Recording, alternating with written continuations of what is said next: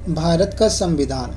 यूँ तो भारत का संविधान 26 जनवरी 1950 ईस्वी को लागू हुआ, परंतु इसके लागू होने से पूर्व भी हमारे संविधान सभा में बहुत सारे कानून जो अंग्रेज़ों के दौरान बनाए गए थे, उन सब पर भी समीक्षाएं हो रही थी।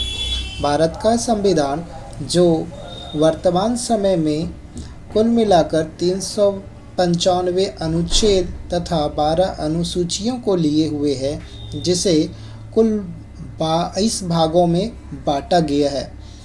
इसमें सबसे महत्वपूर्ण भाग जो आते हैं वह हमारा संघ एवं इसके राज्य क्षेत्र, जिसे शुरुआत में ही अनुच्छेद 1 से लेकर 4 तक बताया गया है।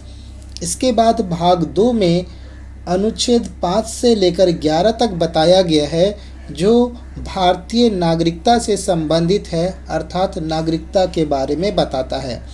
इसका सबसे महत्वपूर्ण भाग भाग 3 है, जो मूल अधिकारों के बारे में बताता है।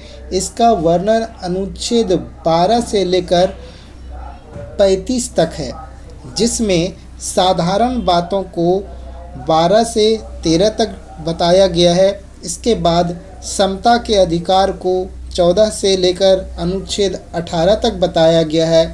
राइट टू फ्रीडम के बारे में 19 से लेकर 22 तक बताया गया है, और शोषण के विरुद्ध अधिकार के बारे में 23 से 24 तक। इसी प्रकार से धार्मिक स्वतंत्रता के बारे में अनुच्छेद 25 से लेकर 28 तक बताया गया है। संस्कृति और शिक्षा संबंधी अधिकार को 29 से लेकर 31 तक बताया गया है, जिसमें 31वां जो अनुच्छेद है उसे निरस्त कर दिया गया है। इसके अलावा हमारे पास ये सभी अधिकारों को कुल मिलाकर हमारे पास जो अधिकार हैं वो हैं 6।